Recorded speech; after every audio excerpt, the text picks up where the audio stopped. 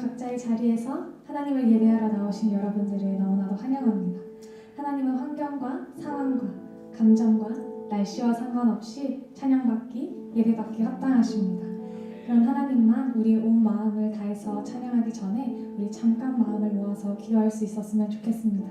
하나님, 우리가 평소에 드리는 예배와 조금 다른 예배로 드려지지만 영상 예배이지만 그럼에도 주님 우리와 함께하여 달라고 동일한 은혜를 부어달라고 내가 주님의 사랑을 누리기 원하고 주님의 위로하심을 내가 알기를 소망하오니 주님 우리와 함께하여 달라고 기도하며 나아갑시다.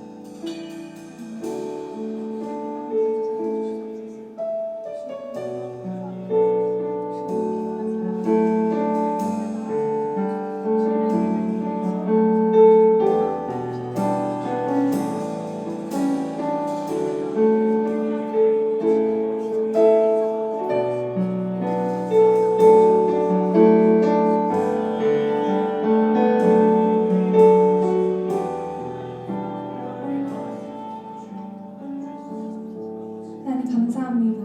오늘도 우리가 주님 앞에 이렇게 나와서 예배할 수 있게 해주셔서 감사합니다. 예배할 때 동일한 주님의 놀라운 은혜가 있을 수 있게 하여 주시옵소서. 우리의 마음을 주님께서 붙들어 주시옵소서. 이 예배의 처음부터 끝까지 주관하실 주님을 기대하며 예수님의 이름으로 기도드렸습니다.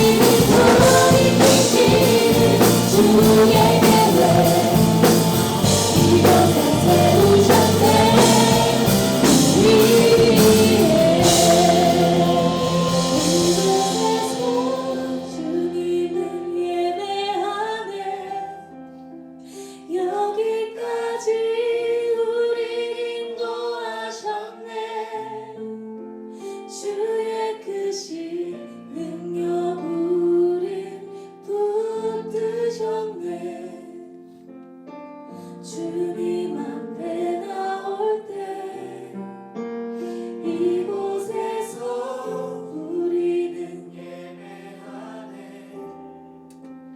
행하신 일 함께 노래하네.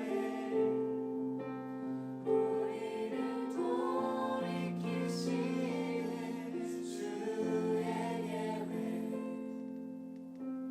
이곳에 세우셨네. 우리 위해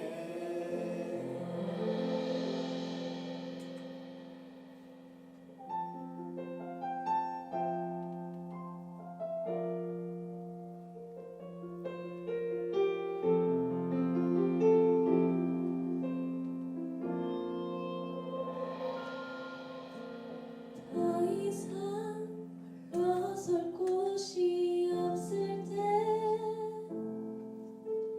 그때 더욱 주가 필요해.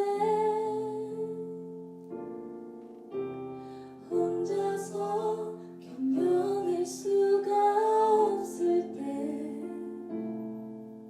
그때 더욱 주가 필요해. 모든 게 끝나버린 것 같을 때 그때 더욱 주가 필요해. 내일이 오지 않기를 바랄 때 그때 더욱 주가 필요해. 부르지 않아도 내 곁에 계시고 말하지 않아도 다 알고 계시네. 우리는 오늘도 또 넘어지지만 바로 지금 여기 주님이 함께 하시네.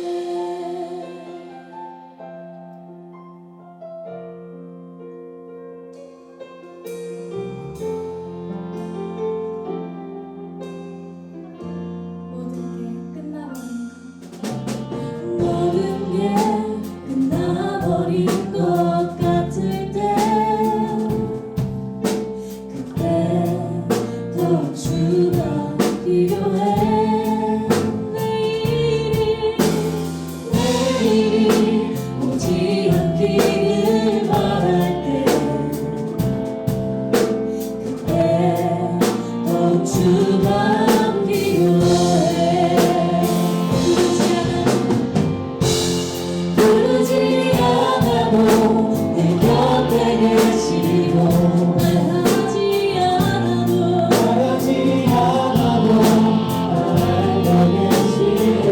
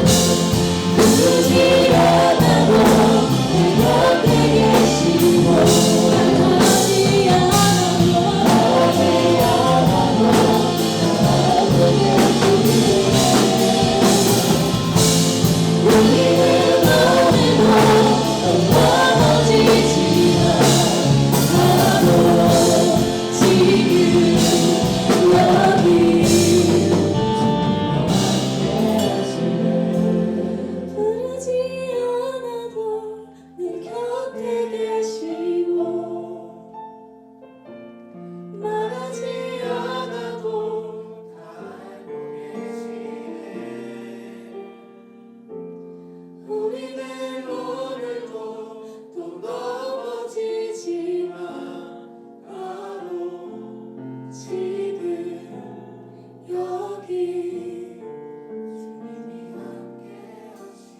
더 이상 물러설 곳이 없을 때 그때 주께서 함께 하시네. 혼자서 견뎌낼 수가 없을 때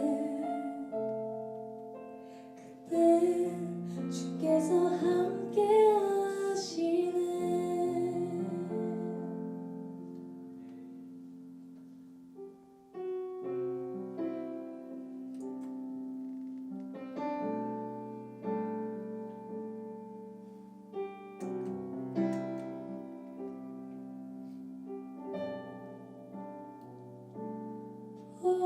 보여지는 예배 아니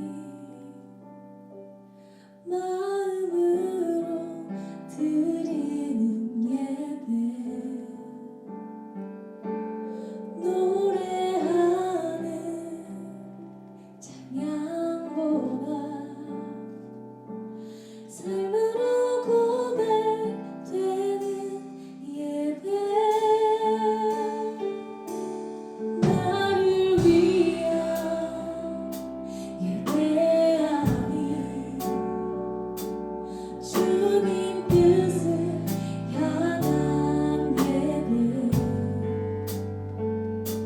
내 마음과 정성 다하여서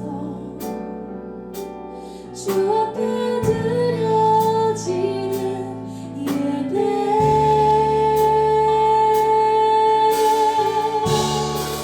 주 앞에 엎드려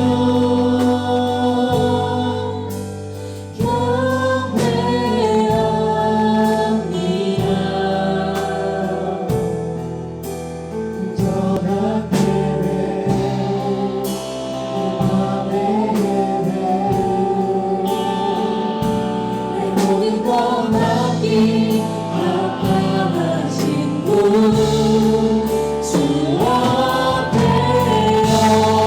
엎드려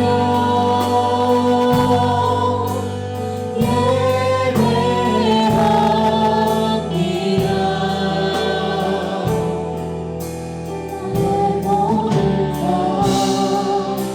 나의 모든 것 말씀한테 순종하는 삶의 예배 드리기 원하네.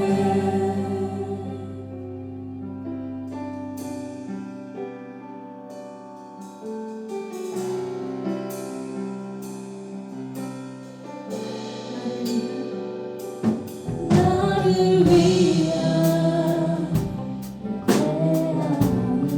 주님 뜻을 향한 예배 내 마음과 정성 다하여서 주 앞에 드려지는 예배 주 앞에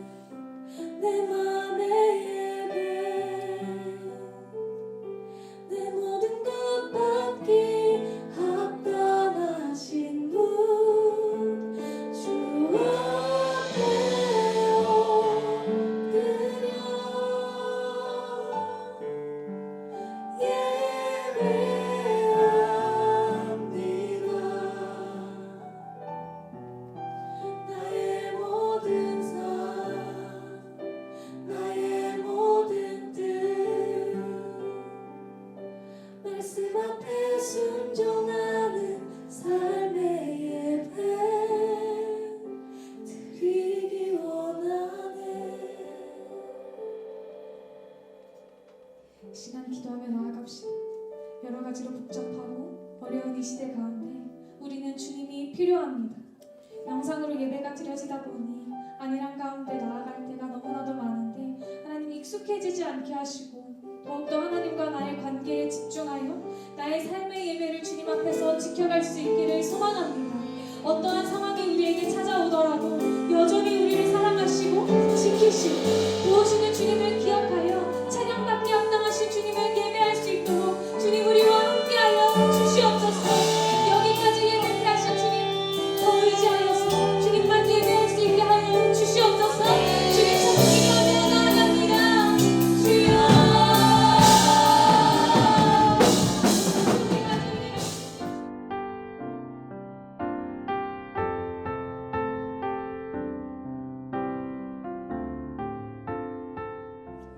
그리고 우리가 영상으로 예배드리지만 우리 성령님은 함께 하실 것을 믿습니다.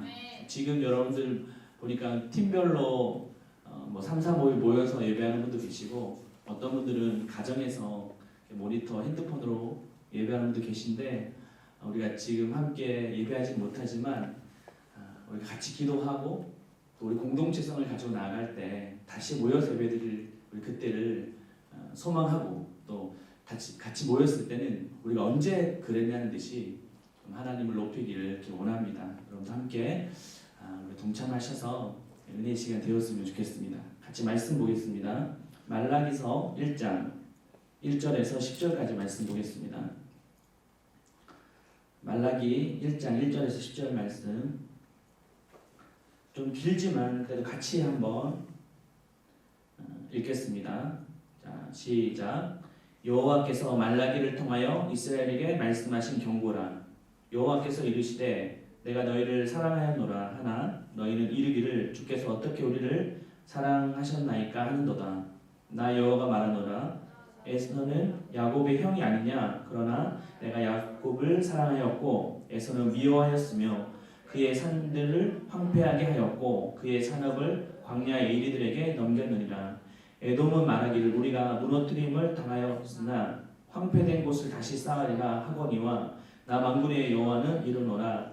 그들은 쌓을지라도 나는 헐리라. 사람들이 그들을 일컬어 악한 지역이라 할 것이요 여호와의 영원한 진노를 받은 백성이라 할 것이며 너희는 눈으로 보고 이르기를 여호와께서는 이스라엘 지역 밖에서도 크시다 하리라. 내 이름을 멸시하는 제사장들아 나 만군의 여호와가 너희에게 이르기를 아들은 그 아버지를 종은 그 주인을 공경하나니 내가 아버지일진데 나를 공경함이 어디 있느냐. 내가 주인일진데 나를 두려워함이 어디 있느냐 하나 너희는 이르기를 우리가 어떻게 주의 이름을 멸시하였나이까 하는도다.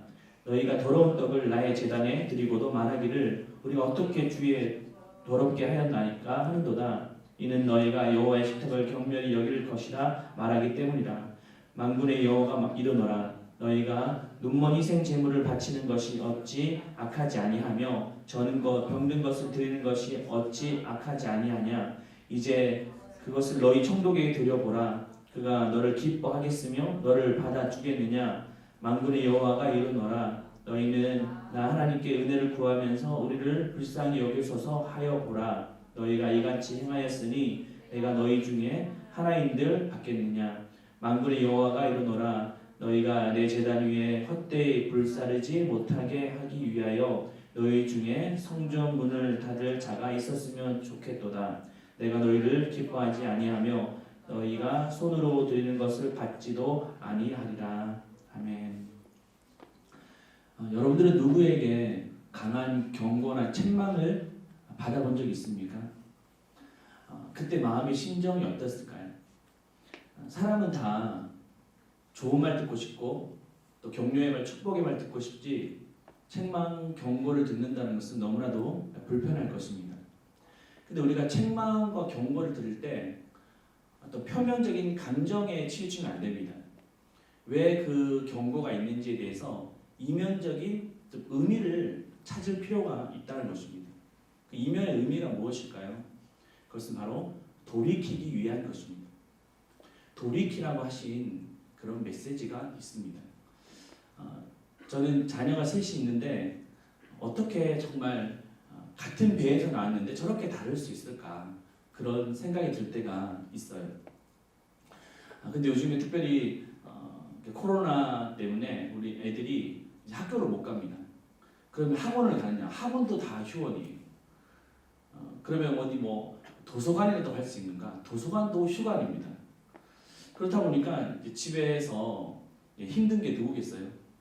저희 엄마입니다. 우리 아내가 얼마나 힘든지 몰라요. 그래서 집에서 애들이 다 뭘 하냐면 계속 핸드폰만 가지고 있는 거예요. 맨날 유튜브만 하고 있고. 그래서 이제 이게 좀 도가 지나치잖아요. 그럼 이제 우리 아내가 하는 말이 그만해라 이렇게 얘기를 하죠. 그러면 그럼 10분만 더 할게요 이렇게 말해요. 10분 지났습니다. 그러면 그만할까요?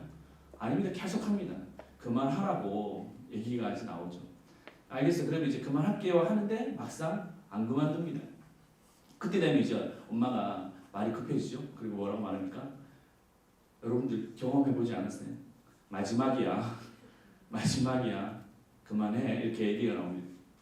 그럼 그때 딱 되면 둘째, 셋째는 딱 눈치채고 바로 핸드폰을 반납합니다. 근데 머리 굵어진 이 은수는 끝까지 개기다가 결국에 우리 어머니, 그러니까 아내가 문 열고 탁 들어가서 이놈 자식 내가 그만하라고 했는데 그만하라고 했는데 하다가 결국에는 어떻게 되냐면 핸드폰 한 달 금지 그 명이 떨어집니다. 타임아웃 된 거예요. 그때 준다고 해서 되는 게 아닙니다. 바깥 어두운 데서 이제 슬피 이를 갈며 그렇게 살아가게 되는 것이죠. 이 책망 그리고 경고의 목적이 무엇입니까? 어떤 책망 자체로 보면 안 돼요. 그 이면에는 사랑이 있습니다. 회복을 위한 그 목적이 있는 겁니다. 오늘 본문에서 말하는 이렇게 말라기를 통해서 제일 먼저 하나님께서 우리에게 주시는 말씀이 1절에 보면 여호와의 경고이다 이렇게 말씀하고 있습니다. 하나님의 경고이다 그렇게 말씀하고 있습니다. 이 말씀을 좀 이해하기 위해서는 본문의 배경을 좀 알아야 되는데 이 본문이 쓰여졌던 그 시기는 BC 520년 정도 됩니다. 그때 이 상황은 남유다 백성들이 바벨론 70년의 포로를 겪고 돌아왔어요. 근데 돌아왔을 때 이들이 제일 먼저 하고 싶었던 것이 무엇이었을까요? 반대로 그 포로기 기간 동안 제일 하지 못했던 것이 무엇이었을까요? 바로 예배였습니다.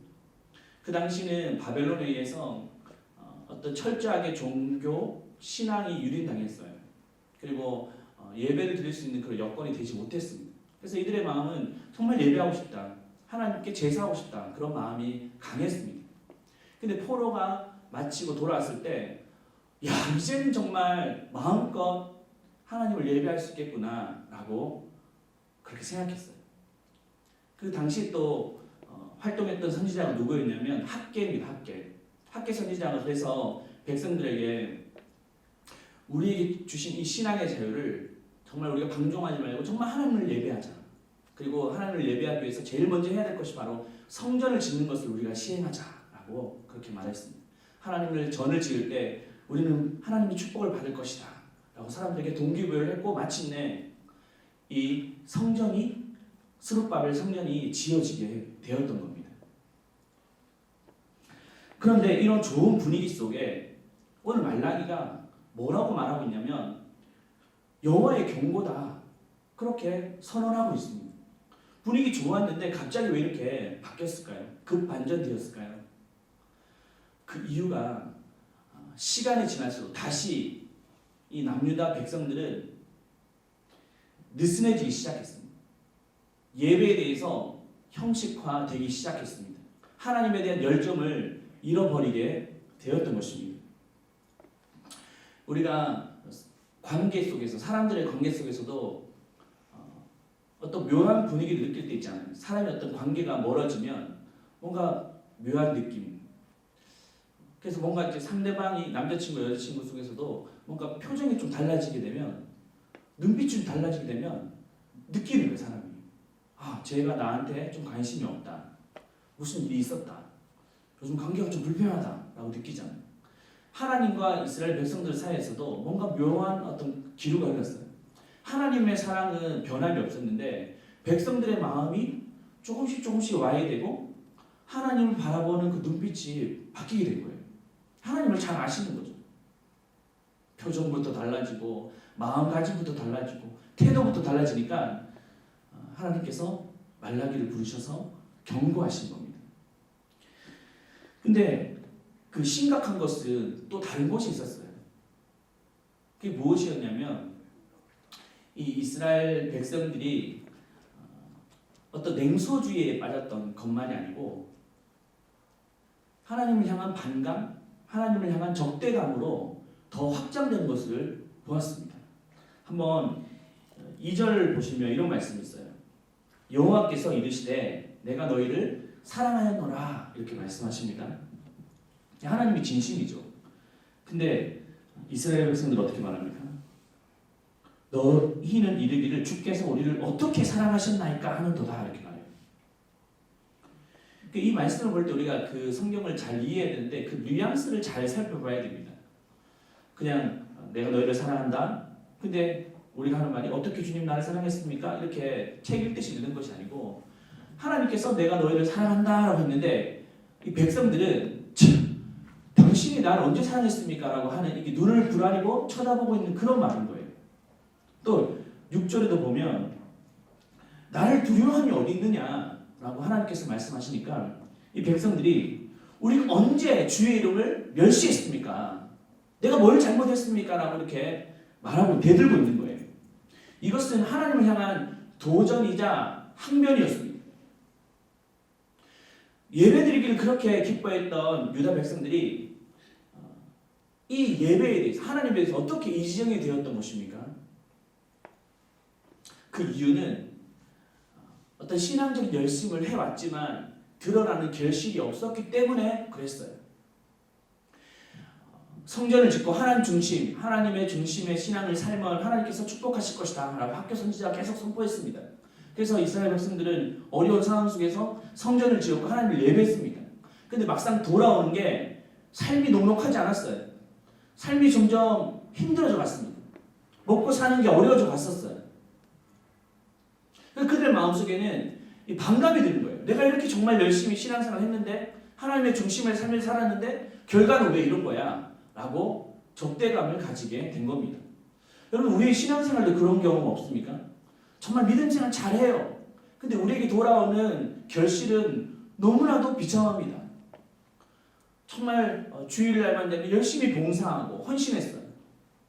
어디 여행도 잘 못 갑니다. 근데 맨날 친구들은 매달 티켓팅 해가지고 해외여행 다니고 어디 맛집 찾아다니고 좋은 데 찾아다니는데 우리는 그렇게도 못했어요.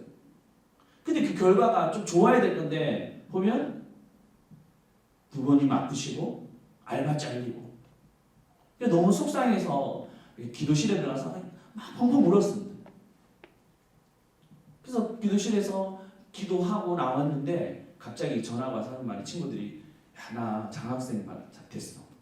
또 나 진급하게 됐어. 이런 말 들으면 정말 나는 믿음으로 살았는데 나타나는 현실이 너무나도 비참할 때 우리 마음속에 정말 하나님 살아계신 거 맞아? 왜 나를 이렇게 대하시는 거야? 라고 하는 그런 반감의 마음이 생기지 않았겠습니까? 유다 백성들도 신앙 중심의 삶을 살았지만 막상 드러나는 현실은 녹록지 않고 삶의 경제적으로 어려워지고 삶의 형편이 힘들어지니까 정말 그런 반감의 마음이 생길 수밖에 없었다는 거예요. 그런 유다 백성들에게 하나님께서 무엇이라고 말씀하고 있습니까? 그들에게 사랑의 증거를 보여주고 계십니다. 2절 후반절 3절 전반절을 보면 이렇게 말씀하고 있어요. 에서는 야곱의 형이 아니냐. 그러나 내가 야곱은 사랑하였고 에서는 미워하였으며. 여러분 이 말씀을 우리가 잘 알죠. 에서와 야곱은 쌍둥이입니다. 근데 태어났는데 그 몇 초 상간에 에서는 먼저 태어났고 그 야곱은 에서의 그 발목을 잡고 뒤꿈치를 잡고 나왔습니다. 어떻게 보면 장자가 에서였고 차자는 야곱이었습니다. 근데 당시에 그 고대 근동 지방은 이 장자를 통해서 장자권을 주었고 많은 기업을 주었습니다. 그 축복권을 주었던 것이죠. 근데 하나님께서는 오늘 본문에 뭐라고 말씀하고 계시냐면 나는 에서를 미워했고 야곱을 사랑했다 이렇게 말씀하고 있어요. 다시 말하면 내가 야곱만을 택했다라고 하신 거예요. 여러분 왜 그렇게 말씀하셨을까요? 이 배경을 좀 알기 위해서는 창세기 25장에 보면 이제 에서와 야곱이 태어나고 난 뒤에 그들의 삶은 완전 달랐습니다. 에서는 이렇게 좀 사냥하는 자, 그리고 야곱은 뭐 요리하는 자, 가정일하고 이런 사람이었어요. 근데 한 번은 에서가 막 열심히 사냥하고 돌아왔는데 집에서 야곱이 팥죽을 끓이고 있었습니다. 그래서 너무 배가 고파서 야, 너 뭐하냐? 라고 하니까 팥죽 끓이고 있다고. 그러면서 야, 그 팥죽 나 한 그릇 다오 라고 했을 때 그 찰나에 야곱이 딜을 하지 않습니까? 좋다. 그럼 내가 이걸 주는 대신 너에게 있는 그 장자권을 나에게 주라. 그렇게 말합니다. 그때 이 에서가 어떻게 합니까? 그 장자권을 야, 이 장자권 하나 뭐 대수냐? 내가 배고픈데 그냥 쉽게 팥죽 한 그릇에 팔아버리게 된 거예요. 근데 그때 그 사건을 성경 뭐라고 말하냐면 이 에서가 그 장자권을 경홀히 여겼다 말해요. 우습게 여겼다 이렇게 말씀하고 있습니다. 물론 이제 하나님은 하나님의 정하신 어떤 계획과 작정 속에 이 에서가 장자권을 팔지 않았어도 하나님께서는 야곱을 택하셨을 거예요. 그런데 중요한 것은 이 에서의 마음에는 물론 하나님의 그런 선택과 또 유기가 있지만 자기가 먼저 더 선수 쳐가지고 이 장자권을 우습게 여겼던 것입니다. 그래서 장자권을 팥죽 한 그릇에 팔아버린 거예요. 근데 이것을 이제 어떤 성경 신학자 중에 박연성 목사님이라고 계십니다. 이분은 어떻게 이렇게 표현하냐면 이 장자권이 바로 신약으로 봐서는 예수 그리스도를 뜻한다는 거예요. 구약의 의미에서는 이 야곱은 쉽게 말해 이런 거예요. 나는 정말 굶어 죽더라도 이 하나님을 놓칠 수는 없어. 나 하나님을 포기할 수 없어. 근데 에서는 내가 배고픈데 지금 뭐 신앙? 하나님은 대수냐? 쉽게 그냥 팔아버리는 거예요. 신약으로 봐서는 정말 이 야곱은 예수님이 아니고선 절대 살 수 없어라고 하는 그의 신앙의 고백이 있었고 에서는 먹고 살기 힘든데 뭐 예수 그리스도가 필요하냐? 하나님이 필요하냐? 라고 쉽게 그것을 버려버렸다는 것입니다. 그래서 하나님은 내가 에서를 미워하였고 야곱을 사랑했다 이렇게 말씀하고 있어요. 이것은 단지 어떤 감정적으로 에서를 사랑하고 에서를 미워하고 야곱을 사랑했다 그런 말이 아니라 이 선택했다라고 하는 것을 이렇게 말씀하고 있습니다. 그렇다면 이제 정말 이 장자권 하나님에 대한 이 신앙을 포기하지 않았던 야곱은 어떻게 해야 됩니까? 또 이 장자권을 포기했던 에서는 어떻게 해야 됩니까? 야곱은 잘 돼야 돼요. 에서는 못 돼야 됩니다. 근데 상황은 전혀 반대예요. 에서는 더 잘 됩니다. 막 승승장구 기고만장합니다. 그리고 그의 재산은 더 증식되어져 갑니다. 근데 야곱은 쫓겨다니는 거예요. 유랑자 생활을 하는 겁니다. 그리고 노숙자 생활을 하는 거예요. 돌베개 하나로 그냥 잠을 청하고 맨날 밖에서 그렇게 노숙 생활을 하게 된 거예요. 또 심지어 20년 동안 그 삼촌에 의해서 사기를 당해서 완전 신용불량자 다 되어져 버린 거예요. 이런 상황에 이렇게 됐습니다. 그때 야곱의 마음 속에 이런 마음이 들지 않겠습니까? 정말 하나님 나를 사랑하시는 건 맞아? 하나님 나를 인도하시는 게 맞아? 라고 하는 그 질문이 들 수밖에 없었던 거예요. 그때 우리가 좀 이 상황을 보면서 우리가 보아야 될 것이 무엇입니까? 알아야 될 것이 무엇입니까? 바로 하나님의 긍휼없는 결과는 무익하다는 거예요. 겉으로는 화려하게 보일지 몰라도 에서의 어떤 재산이 더 크게 보일지 몰라도 하나님의 긍휼 없는 결과물은 다 무용지물이라는 것을 여러분 잊지 마셔야 돼요. 우리를 언제 사랑했냐고 대들고 있는 이스라엘 백성들에게 3절을 보면 이렇게 말씀하고 있습니다. 그의 신들을 황폐하게 하였고 그의 산업을 광야의 이르들에게 넘겼느니라. 그의 산업이라고 하는 것은 바로 에서의 산업을 말해요. 다 황폐하게 됐다 그렇게 말하죠. 우리 4절 말씀을 같이 한번 읽어볼 수 있을까요? 여러분들 성경책 4절 같이 한번 읽겠습니다. 에돔이 말하기를 우리가 부러뜨림을 당하였으나 황폐된 곳을 다시 쌓으리라 하거니와 나 만군의 여호와는 이르노라. 그들은 쌓을지라도 나는 헐리라. 사람들이 그들을 이끌어 악한 지역이라 할 것이요 여호와의 영원한 진노를 받은 백성이라 할 것이며, 그들이 뭔가 다시 쌓으려고 하지만 하나님은 무너뜨릴 것이다. 이것이 영원한 진노다 이렇게 말씀하고 있습니다. 결국에 에서의 수고는 어떻게 됐어요? 아무리 쌓으려도 하나님께서 허물어 보시니까 다 무너지는 인생이었다 그렇게 말씀하고 있습니다. 그럼 우리 마음속에 꼭 잊지 말아야 될 것이 무엇이냐면 지금 잘 된다고 해서 나중에 다 잘 된다라고 착각하시면 안 됩니다. 지금 우리가 못 된다고 해서 마지막까지 못 된다라고 그렇게 생각하시면 안 돼요.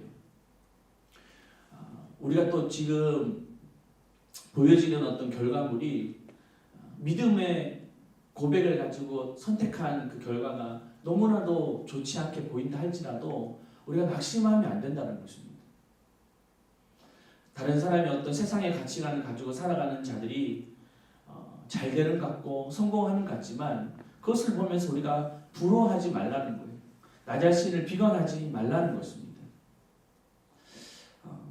성경에 보면 그 애굽에 관해서 설명할 때 멸망의 성읍이라고 말합니다. 옛날에 우리 믿음의 선배들은 세상을 향하여 뭐라고 말씀하셨냐면 장망성이라고 말했어요. 장차 망할 성이라는 것입니다. 세상의 가치관과 어떤 기준을 가지고 살아갔을 때 지금 잘 되고 화려한 것처럼 보일지 몰라도 그 성읍은 언젠가는 망하고 말 것이라는 것을 말씀하고 있습니다. 우리가 붙드는 이 믿음의 신앙이 지금은 아무런 결과가 없지만 이것으로 인하여 우리가 비관하지 말고 판단하지 말라는 거예요. 악인이 잘 되는 것을 보면 너무 부러워하지 말라는 거예요. 성경에도 말하고 있지 않습니까? 악인의 형통을 부러워하지 말라는 거예요. 정말 물고기가 물을 떠나 살 수 있습니까? 못 살잖아요. 우리가 하나님을 떠나 살 수 없는 것처럼 이 믿음을 붙들고 살지 않으면 살 수가 없는 거예요. 그 선택에 대해서 너무 후회하지 말라는 것입니다. 너무 낙심하지 말라는 거예요. 나무의 뿌리가 땅을 두지 않고 어떻게 생명이 있겠습니까? 우리가 정말 지금 나무의 뿌리가 땅에 있는 것처럼 하나님께 속해 있다면 우리가 그것을 통해서 지금은 드러나는 현상이 없지만 반드시 하나님의 시간과 방법 속에서는 하나님이 움직이고 계시다는 것을 그 믿음을 가지고 우리는 바라봐야 돼요. 그것이 바로 영원한 가치와 생명이 있기 때문에 그런 거지 않습니까? 이 야곱의 삶이 바로 그랬습니다. 그가 마지막에 바로 앞에 섰을 때 이렇게 고백해요. 내가 험악한 세월을 보냈습니다. 이렇게 말해요. 그의 삶이 만만치 않았습니다. 맨날 쫓겨다니고 힘겹게 살았지만 그의 마지막은 결국엔 요셉을 통하여 빛을 보았지 않았습니까? 우리 청년들이나 아니면 이제 성도들을 신방하다 보면 그런 걸 많이 이제 경험해요. 특별히 우리 어르신들을 보다 보면 젊어서 잘 나갔다라고 하시는 분들이 많으십니다. 근데 마지막 노년의 삶이 비참하는 분들 많으세요. 다 자녀들이 도망가고 떠나고 등지고 사업이 망해서 재기가 안 되는 경우도 많이 봐요. 젊었을 때 잘 나가니까 그것만 믿고 살았던 것이죠. 근데 젊었을 때 힘들게 살았고 어려운 시간들을 보냈지만 마지막의 삶이 아름다운 노년을 보내는 분들이 계십니다. 그게 단지 어떤 물질적으로 부유한 삶을 말하는 게 아니에요. 함께 가족들이 신앙 안에 살고 비록 콩 한 조각을 나눠 먹더라도 감사할 수 있고 기뻐할 수 있는 그런 모습들, 이게 마지막에 아름다운 자의 모습인 것이죠. 이 야곱이 험악한 세월을 보냈지만 그의 마지막을 그 요셉으로 인하여서 아름다운 그 여생을 보내고 그 노년을 맞이하는 그 모습, 얼마나 복된 인생이지 않겠습니까? 그러므로 우리가 이 하나님을 향한 우선순위를 절대 놓치면 안 되는 것입니다. 근데 이스라엘 백성들은 어떻게 됩니까? 순간에 내가 들고 있는 것이 없다고 해서 원망하고 비판하고, 그래서 그 모습이 결국에는 어떻게 되어져 버렸습니까? 예배의 변질까지 이어져 버렸던 것이에요. 자, 그러면 구체적으로 어떻게 예배가 변질됐는지를 좀 살펴보고자 하는데 7절에 보면 이렇게 말하고 있습니다. 7절 말씀 같이 한번 읽어보겠습니다. 시작. 너희가 더러운 떡을 나의 제단에 드리고도 말하기를 우리가 어떻게 주를 더럽게 하였나이까 하는도다. 이는 너희가 여호와의 식탁을 경멸히 여길 것이라 말하기 때문이라. 8절. 만군의 여호와가 이르노라. 너희가 눈먼 희생제물을 바치는 것이 어찌 악하지 아니하며 저는 것 병든 것을 드리는 것이 어찌 악하지 아니하나 이제 그것을 너희 총독에게 드려보라. 그가 너를 기뻐하겠으며 너를 받아주겠느냐. 7절을 보면 더러울 떡을 제단에 드렸대요. 또 8절을 보면 눈먼 희생 제물을 바쳤대요. 레위기에 보면 제단에 드리는 제물이 어떤 거였냐면 흠없는 수컷을 말합니다. 흠이 있으면 하나님께 드려질 수가 없었어요. 근데 이 남유다 사람들은 어떻게 합니까? 눈먼 희생 제물, 더러운 떡을 하나님 앞에 드리고도 자기는 아무런 문제 없다고 생각했던 것입니다.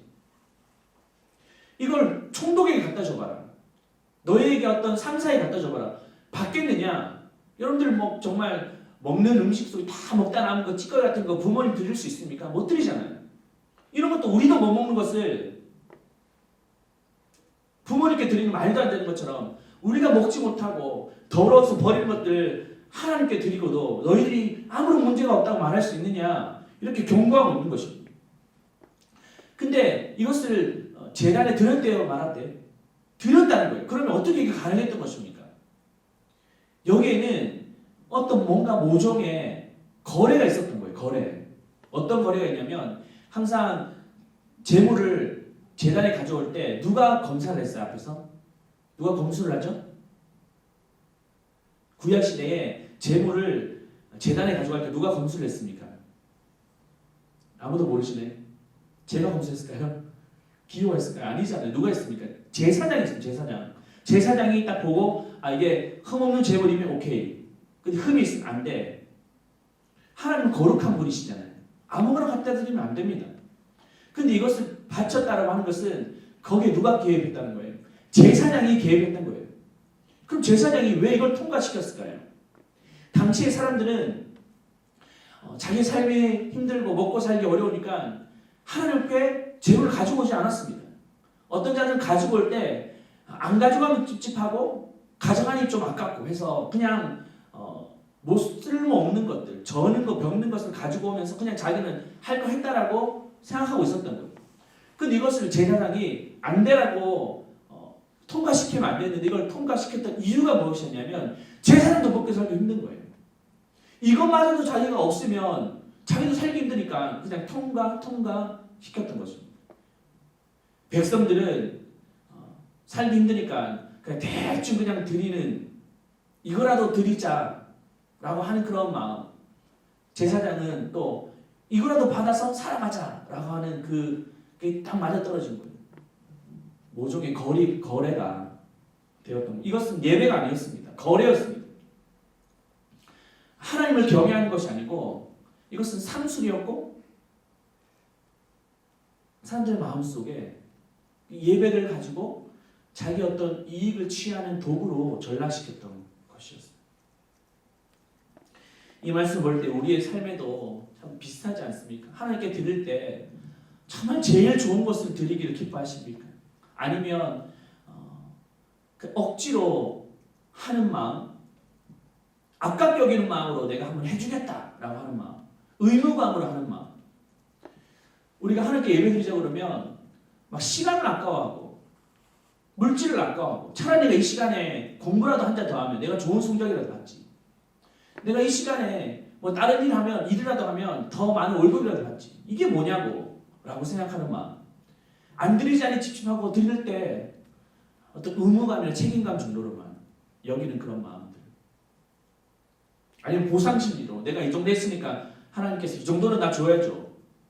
돈 놓고 돈 먹는 것처럼 하나님과 거래하고자 하는 그런 마음들. 또 우리가 예배드릴 때 어떤 관객으로만 머물고 있지 않습니까? 케고로가 하는 그 신학자들이 이렇게 말했어요. 이 예배를 어떤 연극에 비유했습니다. 연극. 연극에는 누가 있습니까? 배우와 관객이 있잖아요. 그러면서 하는 말이 당신들은 배우입니까? 관객입니까? 라고 물어요. 사람들의 마음속에는 이 연극을 볼 때 자기는 관객이고 배우는 설교자가 배우라고 생각합니다. 찬양대가 배우인 거예요. 자기는 언제든지 무슨 일이 있으면 나와서 전화도 받아도 되고 화장실도 갈 수 있다라고 생각합니다. 그런데 이 키에로 케고르는 우리 모두가 다 배우라는 거예요. 배우. 오직 하나님만이 관객이시라는 것을 말씀하고 있습니다. 우리가 예배를 드릴 때 무슨 일만 있으면 그냥 왔다 갔다 하는 건 없습니까? 예배 드릴 때 막 전화 받고 또 문자하고 카톡하고 우리가 정말 그 공연에 있는 연극의 배우가 과연 그렇게 할 수 있을까? 자기가 좀 일 있다고 막 공연 중에 화장실 가겠다 가고 전화하고 할 수 있습니까? 못하잖아요. 근데 우리의 예배가 마치 관객처럼 설교자와 찬양되는 어떤 관객처럼 여기고 자기는 그냥 관람하고 평가하고 정죄하고 그런 모습들에 대해서 지적하고 있습니다. 그러면서 우리가 정말 우리는 복을 받아야 되고 하나님이 택하신 백성이기 때문에 잘 돼야 된다고 하고 있지 않냐는 거예요.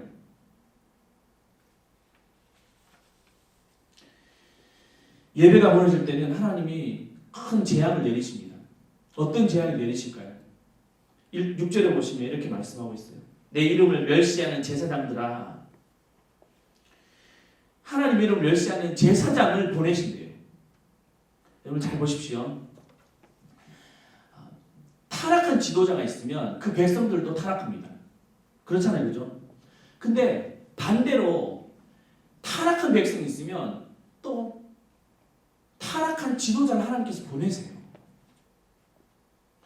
정말 하나님을 경외하고 하나님을 향한 그 예배 열망이 있는 자들이 있는데 어떻게 이 지도자가 목자가 예배를 가볍게 여길 수 있겠습니까? 아니에요. 그렇게 할 수 없습니다.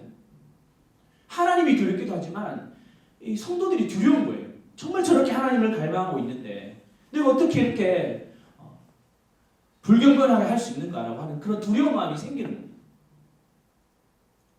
근데 이스라엘 백성들은 자기 먹고 살기 힘들다고 예배를 소중하게 여기지 않았어요. 그때 하나님은 이 타락한 지도자를 보내십니다.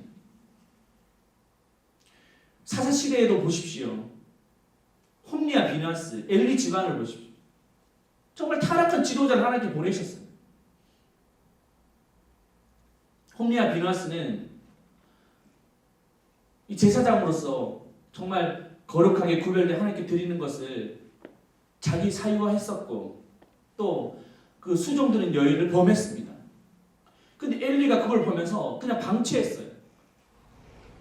한두 번 얘기는 했지만 그 범죄에 대해서 그냥 묵과했습니다. 결국에 어떻게 됩니까? 블레셋을 쳐들어왔고 벗개만 가지고 나오면 이길 거라고 생각했지만 결국엔 전쟁도 패했고 홈리와 비나스는 죽고 또 벽계를 빼앗겼습니다. 그 엘리 제사장은 그 소리를 듣고 충격에 빠져서 의자에서 쓰러져 목이 부러져 죽게 됩니다. 그리고 그 며느리 출산했는데 그 출산을 하고 이름을 뭐라고 하냐? 이가봇, 하나님 영광이 떠났도다. 타락한 지도자를 통해서 결국에 다 무너지고 마는 거예요.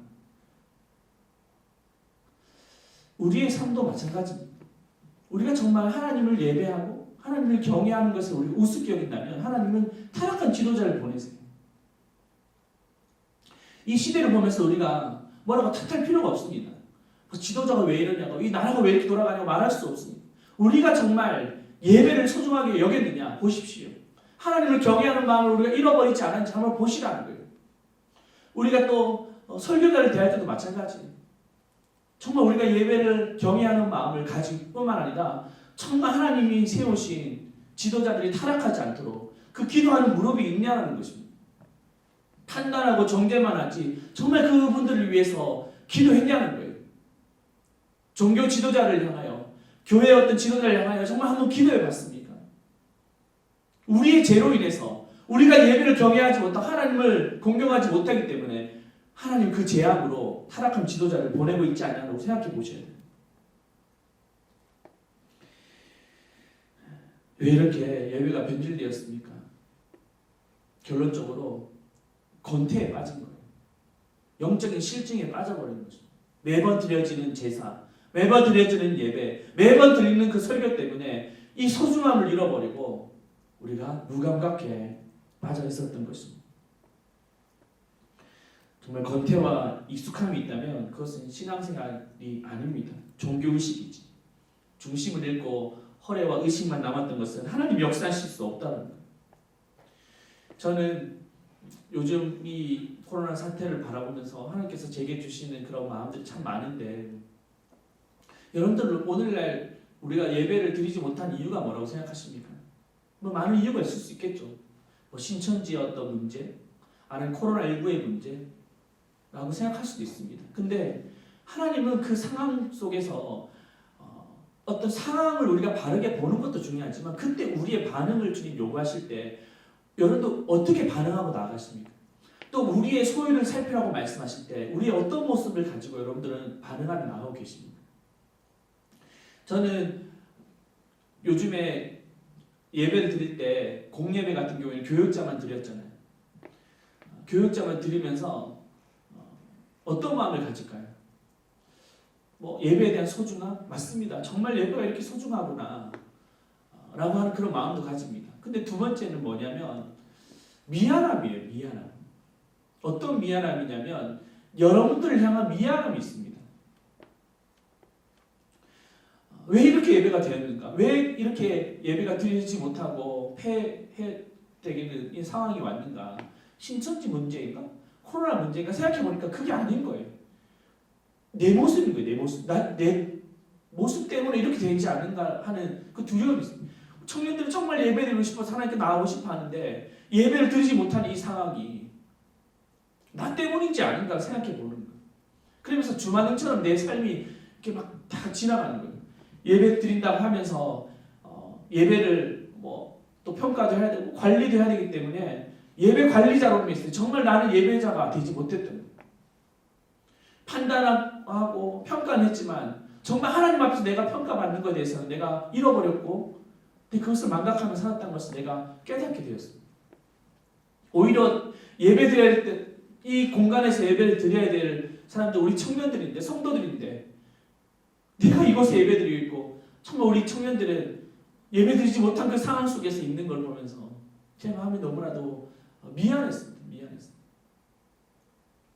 하나님은 우리에게 지금 보시는 것이 무엇일까요?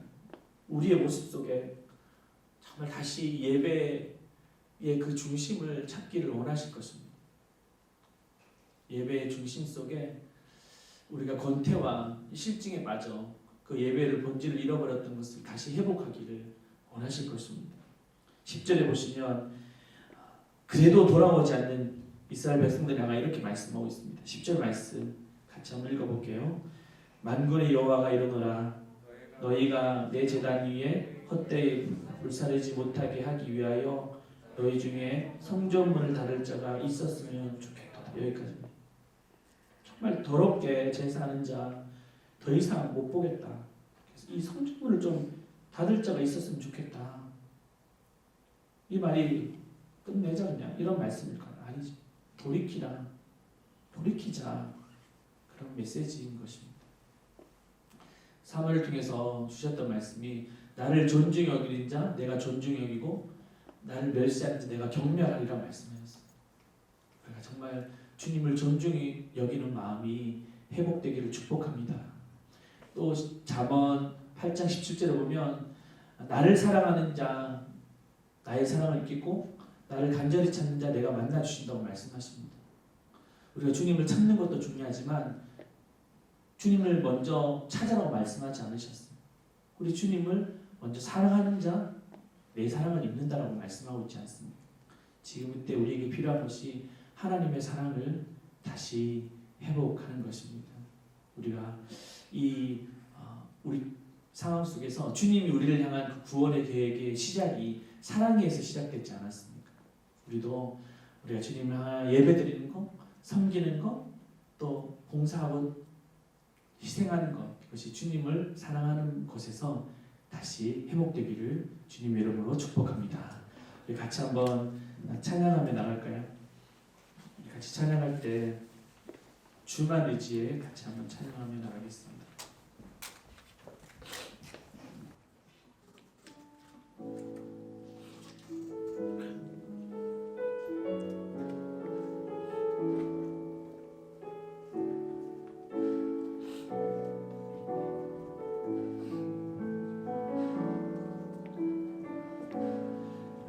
의지했던 모든 것 변해가고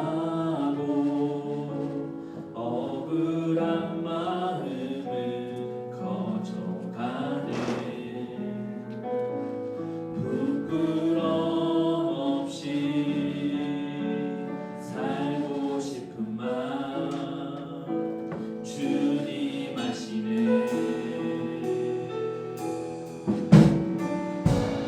모든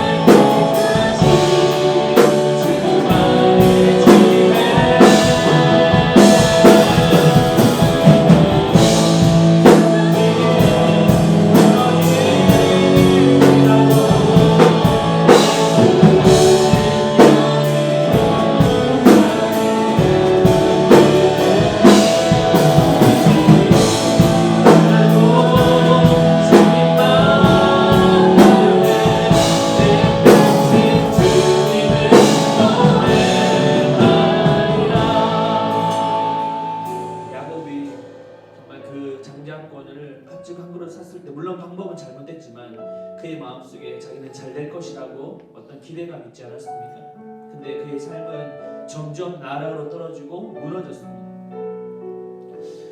우리가 예수를 믿을 때, 정말 하나님을 붙들고 살아갈 때 잘 돼야 되는데 그렇지 않을 때가 더 많을 때도 있을지 몰라요. 근데 그 상황 속에서 그래도 내가 굶어 죽더라도 여호와를 믿는 이 신앙, 예수를 믿는 이 믿음을 내가 잃지 않겠다라고 하는 그 확신이 있습니다. 그 확신이 있어야지 우리는 끝까지 갈 수가 있어요. 세상의 어떤 형통함을 바라보고 악인의 어떤 잘되는 것을 바라볼 때 우리가 포기하지 않는 것은 하나님은 반드시 우리를 사용하실 것이며 우리를 선한 길로 인도하실 것이라는 그 확신과 믿음이 있을 때만 갈 수 있는 거예요. 악인의 그 형통은 긍휼 없는 그런 결과는 다 무익하다는 것을 우리 잊지 마십시오. 또 우리가 지금 잘 된다 하고 또 결과물이 좋다 할지라도 하나님의 긍휼이 없다면 우리는 다 무익하게 될 것입니다. 하나님, 우리가 정말 여호와를 믿는 이 믿음, 예수 그리스도를 붙드는 이 믿음 잃어버리지 않겠습니다. 오늘 붙들고 살아가겠습니다. 하나님, 세상의 가치관을 따라 살지 아니하고 세상의 형통을 우리가 무료하지 말고 하나님을 믿는 믿음을 절대 빼앗기지 않고 살아가겠습니다. 하나님, 내 믿음이 변하지 않도록 도와주시옵소서. 여호와를 믿는 이 신앙이 변질되지 않도록 도와주시옵소서. 제사와 예배 속에 하나님을 경외하는 마음을 잃어버리지 않도록 하나님 붙잡아 주시옵소서. 같이 한번 주님 찾고 기도합니다. 주여,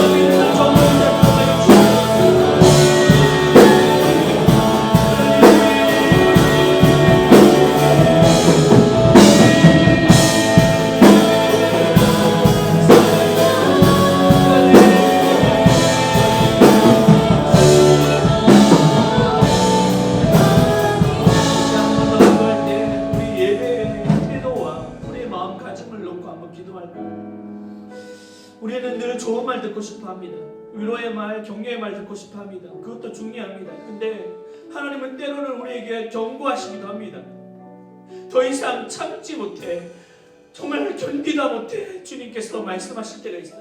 근데 그 경고의 목적은 우리를 주저앉기 위한 목적이 아니고 우리를 회복시키기 위한 목적이 있다는 것이죠. 오늘 특별히 예배가 이렇게 무너진 상황, 예배가 다 패해지고 있는 이 상황 속에서 하나님께서 말씀하신 것이 무엇인가요? 물론 하나님은 진노 중에도 긍휼을 잃지 아니하시는 분, 기다려라, 참아라, 견뎌라, 버텨라라고 말하기도 하시지만 이 상황 속에서 우리의 예배의 태도를 우리가 점검하기를 바라신다는 것입니다.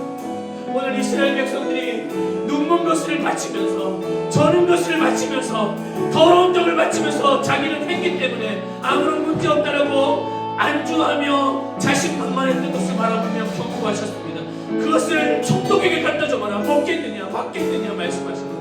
우리가 정말 예배를 드리면서 습관적으로 드렸고 의무감으로 드렸고 어떤 딜이라고 생각했으며 또 우리가 가볍게 여겼고 아깝게 여겼던 마음들, 우리가 정말 관객으로만 여겨서 예배자로 서지 못하고 예배 관리자로만 섰고 정말 중심을 잃어버렸던 예배가 혹시 있지 않았습니까? 하나님, 예배를 신천지가 이렇게 만든 것도 아니고 코로나가 이렇게 만든 것도 아니고 바로 내 자신이 혹시 이렇게 만들지 않았는지 하나님, 우리의 소인을 살피기를 원하니 우리가 돌이키게 하여 주옵소서. 돌아서게 하여 주시옵소서. 참다운 예배가 회복될 수 있도록 도와주시옵소서. 같이 한번 우리가 주님 참게 하나님 도와주옵소서. 같이 한번 기도하며 나가겠습니다. 주님 찾습니다. 주여,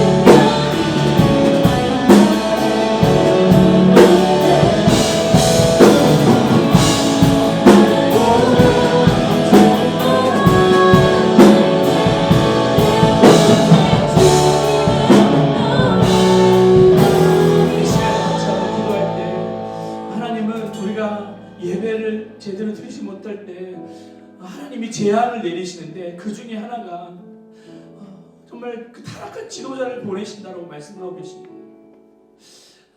정말 타락한 지도자를 통해서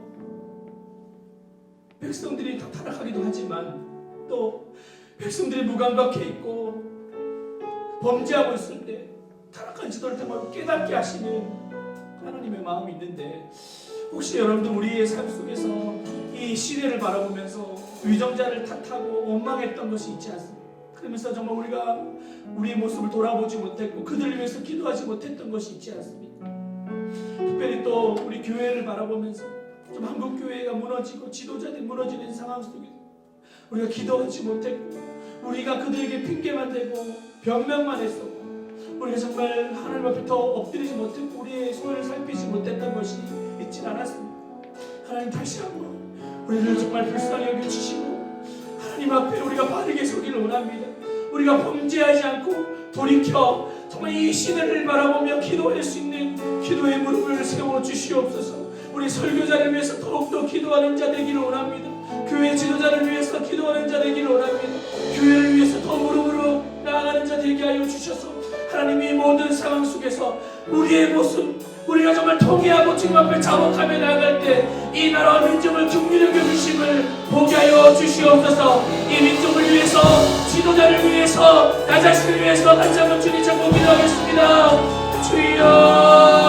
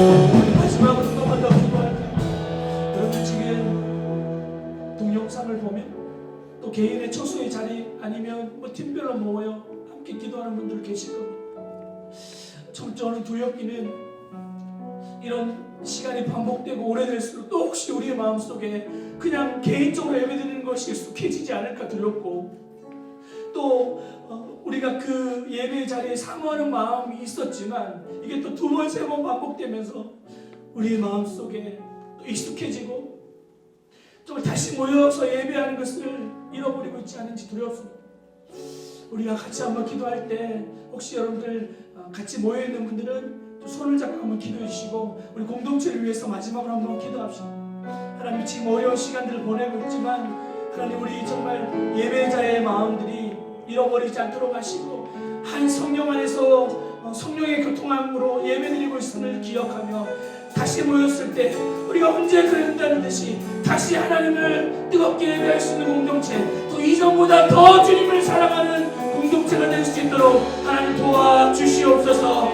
또 특별히 지금 영상 예배를 드리면서 예배 자리에 나오지 못하고 또 세상에 빠져있는 자들도 있지 않습니까? 그들의 이름을 불러가면서 그들이 예배에 대한 그 마음이 잃어버리지 않도록 하나님 다시 한번 보좌 앞에 나올 수 있도록 하나님 그들에게 다가가고 그들의 마음도 변질되지 않을 수 있도록 도와주시옵소서. 그 영혼들을 위해서 공동체를 위해서 마지막으로 주님 제가 기도합니다. 주여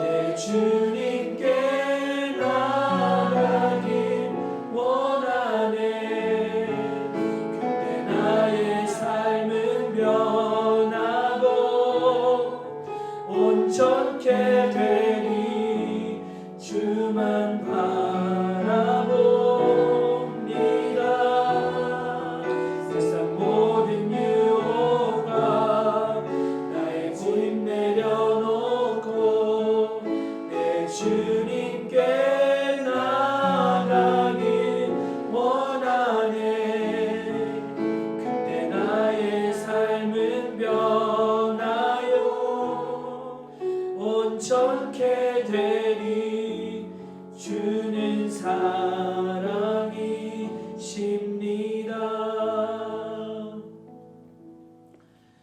주님께서 이 땅에 내려오실 때 그 시작이 우리를 향한 그 사랑에서부터 되었던 것처럼 우리도 우리의 모든 행동과 마음가짐과 태도가 주님을 사랑하는 것에부터 우리가 시작되기를 간절히 원합니다. 우리의 모습 속에 지금의 상황을 버티고 견뎌라. 그리하면 좋은 날이 올 것이다.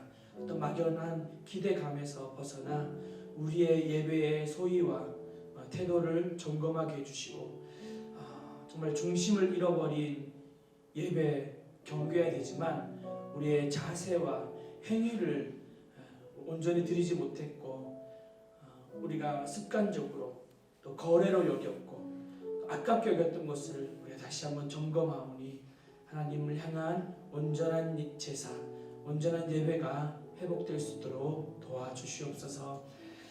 하나님 우리가 기다립니다. 주님의 때를 다시 한번 기다리며 온전케 하신 그때를 우리가 소망합니다.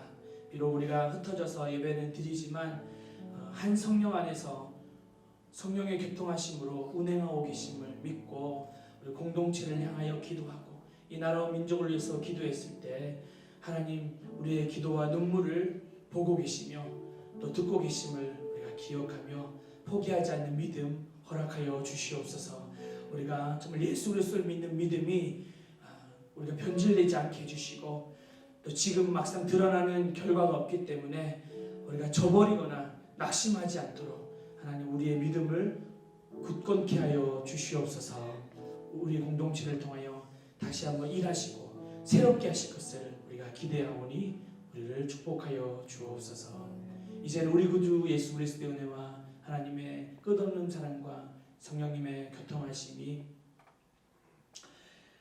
우리의 예배가 제사가 다시 한번 새로워지며 정말 하나님 마음에 합한 자로 우리가 드려지기를 바라는 하나님의 백성들을 위해 영원토록 함께 있기를 간절히